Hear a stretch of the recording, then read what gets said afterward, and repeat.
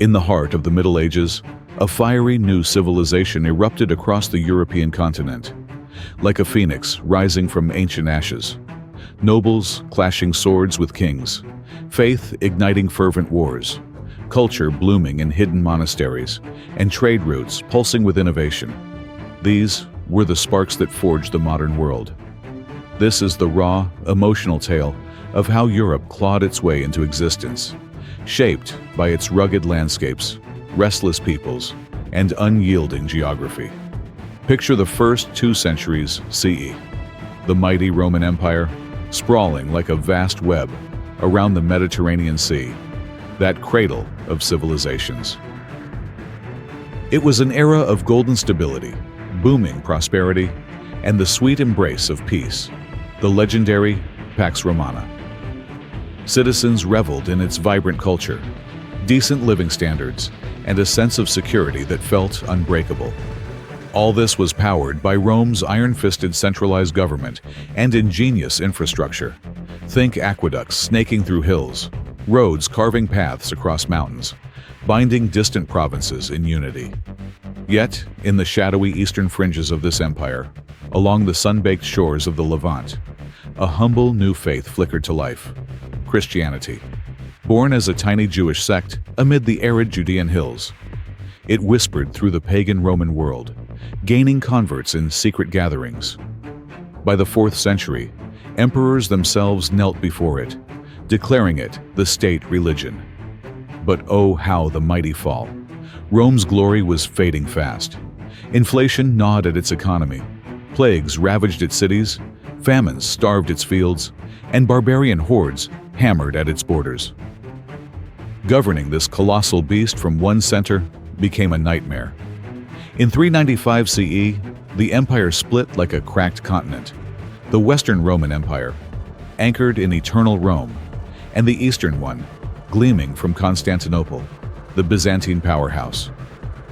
The East buzzed with urban wealth and trade along the Bosporus Strait, while the West languished in rural poverty, its fertile plains turning fallow and vulnerable. Beyond the empire's northern frontiers, in the dense, mist-shrouded forests of Germania, barbarian tribes stirred restlessly. Mostly Germanic warriors, led by fierce warlords and their sworn bands, they pressed against the Rhine and Danube rivers, those natural barriers that had long shielded Rome's heartland. With no other options, the crumbling Western Empire grudgingly let them in. But the dams broke, migrations flooded in, whether as uneasy guests or ruthless invaders. These peoples sliced up Roman lands as imperial power dissolved into chaos.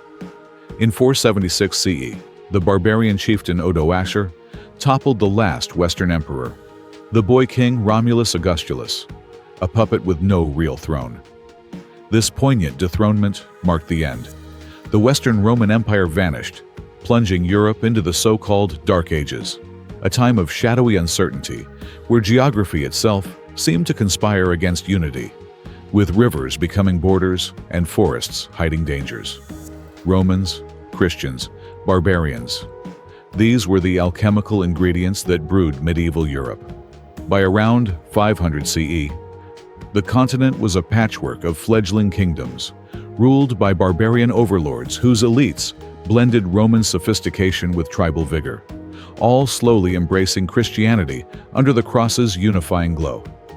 Standouts included the Ostrogoths dominating Italy's boot-shaped peninsula, the Visigoths in sun-drenched Spain, and the Franks in the rolling hills of Gaul, modern France. But these realms lacked the glue for true statesmanship. Ancient cities, once teeming hubs like Rome or Lyon, emptied into ghosts, their forums crumbling. The Roman road network, that engineering marvel linking Alps to Atlantic, decayed into muddy tracks, stifling trade across vast distances. Coins evaporated, crippling economies and leaving no funds for standing armies. Literacy faded, like forgotten scrolls, hobbling administration. Worst of all, peace shattered. Raids echoed through valleys. Fear gripped villages. This impoverished rural West fragmented into isolated pockets, languages diverging along river valleys, politics splintering like fractured mountain ranges. In those early medieval centuries, It was a pale shadow beside its mighty neighbors. Enter the 6th century, Byzantine Emperor Justinian I, from his opulent palace overlooking the Golden Horn. Dreamed of reconquering the West to revive Rome's faded empire. He seized Italy from the Ostrogoths, but the peninsula, its Apennine spine a natural fortress, soon fell to fresh invaders, the Lombards from the Alpine passes. The Byzantines conceded. The east-west divide was etched in stone, geography's unyielding verdict. Soon, another rift cleaved the world, north from south. In the 7th century, Arab armies exploded from the Arabian deserts, sweeping the Middle East and North Africa's coastal plains with breathtaking speed, birthing a colossal Islamic caliphate. Where one grand civilization had reigned, now 3 stood: Islamic, Byzantine, and the nascent medieval West. For a heart-stopping moment in the 8th century, the fragile West teetered on oblivion as Muslim forces crushed Visigothic Spain and raided deep into France's verdant Loire Valley. But in 732, at the Battle of Tours, amid the foggy French plains, Frankish leader Charles Martel halted them cold. This clash, often romanticized as saving Christendom, birthed the Carolingian dynasty, a name echoing through Europe's riverine heartlands. Charles's son, Pepin the Short, grabbed the Frankish throne in a bold coup, battling Lombards in Italy's Po Valley and gifting the Pope his cherished Papal States, a sovereign enclave amid the Apennines. Pepin's heir, the legendary Charlemagne, ascending in 768. He waged decades of campaigns, expanding his realm across Western Christendom, from the Pyrenees to the Elbe River.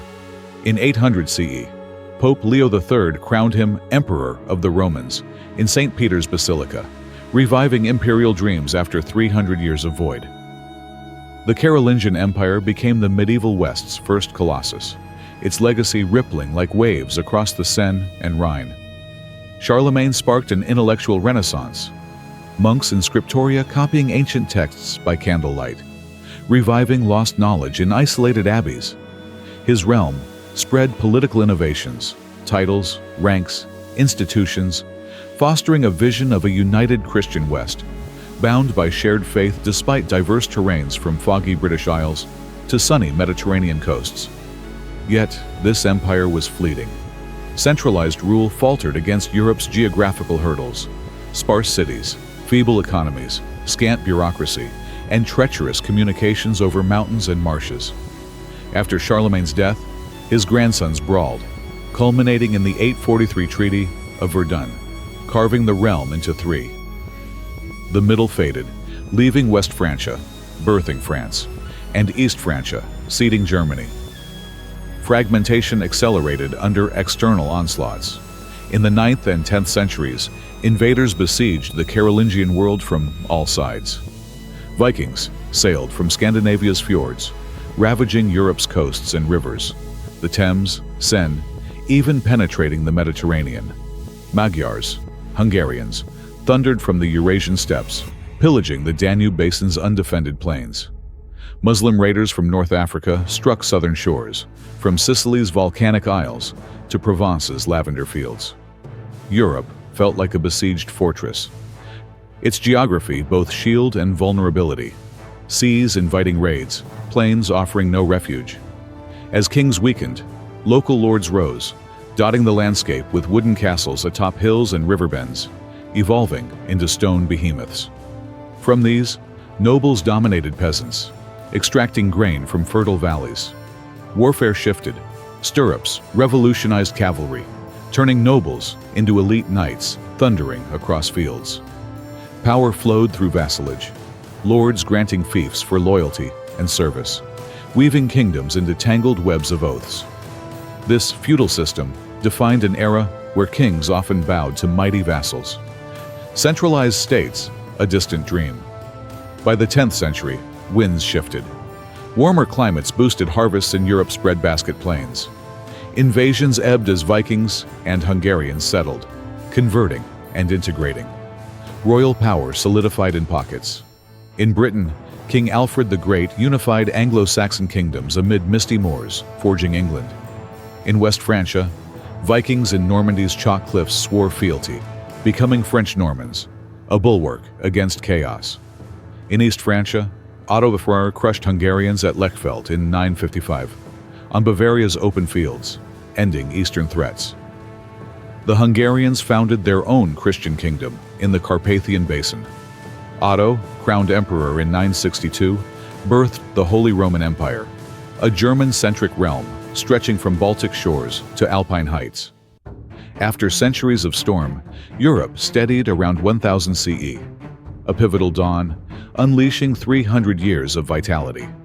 Milder weather and innovations like the heavy plow tamed stubborn soils, sparking an agricultural boom. Populations swelled. New villages sprouted in cleared forests, from Germany's Black Forest to France's Loire woodlands. Economic surge revived trade along revitalized rivers and coasts, fueling urbanization. Cities like Venice on its lagoon or Bruges in Flanders lowlands became merchant metropolises, independent communes defying feudal lords, especially in Italy, where Adriatic trade linked east and west. Life brightened. Art soared in Gothic cathedrals piercing skies. Music echoed in courts. Literacy spread via church schools. Universities bloomed in Bologna's arcades and Paris's Seine-side quarters, rediscovering ancient wisdom in a renaissance of intellect. But expansion wasn't inward alone. Europeans thrust outward, Europeanizing the continent. In 1066, Norman Duke William conquered England at Hastings' Bloody Fields, infusing Anglo-Saxon isles with continental flair. In Iberia, Christian kingdoms from rugged northern mountains pushed south in the Reconquista, reclaiming Andalusian plains from Muslims. Normans seized southern Italy and Sicily's diverse mosaic, allying with popes for a new kingdom. Eastward, Germans colonized Slavic frontiers along the Oder River, blending cultures. Eyes turned farther. In 1095, Pope Urban II's call at Clermont rallied crusaders to reclaim Jerusalem's sacred hills from infidels. Armies stormed the Levant, carving fragile states along Mediterranean shores. Outposts doomed over 200 years, yet igniting Europe's awakening, exposing it to Eastern spices, silks, and ideas via trade routes. Early popes wielded scant sway beyond Italy's boot. The church was a patchwork, priests beholden to local lords. But 10th, 11th century reforms surged like a tidal wave, aiming to purify and centralize under papal rule. Pope Gregory VII clashed with Emperor Henry IV over bishop appointments, culminating in Henry's snowy penance at Canossa, a dramatic standoff amid Tuscan hills.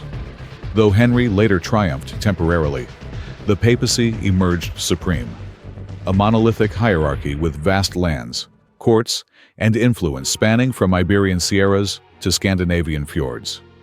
Kings, jealous, mirrored this. Medieval monarchs grappled with proliferating aristocrats and stone castles, dotting landscapes like France's Loire chateau. Chivalry refined knights into courteous warriors, but royal consolidation loomed. England's Anglo-Normans built a tight-knit state. Iberian Reconquista empowered kings. France's Capetians expanded from Ile-de-France's core. But the Holy Roman Empire shattered into principalities. Frederick Barbarossa's revival, dreams dashed amid Rhine valleys, the emperor's title hollow. The Central Middle Ages brimmed with revolutions, agricultural, urban, expansive. Yet around 1300 colder climes bit, growth stalled. Famines gripped frost-bound fields. Catastrophe loomed. The 14th century scarred Europe eternally. In 1347, the Black Death, bubonic plague from Asian steppes, ravaged via trade ships into Genoa's port, then exploded across the continent's interconnected paths. In mere years, it claimed a third of souls, emptying villages from Scottish highlands to Italian vineyards. Ghost towns dotted maps. Recurrent waves haunted generations. Yet, from ashes, resilience bloomed. Survivors found abundant land in depopulated plains, labor shortages hiking wages. Peasants bargained fiercely. Revolts flared in England's fields, like the 1381 Peasants' Revolt, fueled by social inequities, and France's Jacquerie uprisings amid war-torn countrysides, brutally quashed, but ceding freedoms. In Western Europe, serfdom waned, opportunities flowered. Creativity surged. Innovations like windmills, harnessing Dutch polders breezes, water mills along rushing rivers, eyeglasses from Venetian glassworks, advanced metallurgy in German forges, and Gutenberg's printing press in Mainz's workshops revolutionized knowledge dissemination. Cities rebounded, Italy's Renaissance, humanists in Florence's Arno Valley reviving Greco-Roman ideals, heralded humanism, viewing the prior era as dark while bridging to modernity, influenced by Mediterranean cultural crossroads. Late 14th-15th centuries, gunpowder from distant east upended warfare. Knights fell to cannon fire on fields like Agincourt's muddy English-French clash. Castles crumbled under siege. Kings alone afforded these armies, monopolizing force, taming nobles into bureaucrats. Sovereign states crystallized. Turmoil tested mettle. The Hundred Years' War, 1337-1453, scorched French landscapes, reversed by Joan of Arc's visionary rallies from Lorraine's hills, expelling English from continental strongholds. In Iberia, Ferdinand and Isabella's union fused Aragon's Mediterranean ports with Castile's plateaus, conquering Granada's Alhambra in 1492, ending Muslim rule, birthing Spain. These forged modern nation-states: England, France, Spain. Germany and Italy lingered fragmented, their Alps and rivers delaying unity. By 1500, Europe not only healed from plague's shadow, but stood robust, gaze outward. Portugal navigated Africa's stormy coasts and Indian Ocean monsoons, unlocking eastern trade. Spain sailed west, Columbus hitting America's shores in 1492, often seen as closing medieval chapters. Over centuries, this expansion, driven by Europe's peninsular geography, thrusting into oceans, remade the globe, weaving the modern tapestry we inherit today.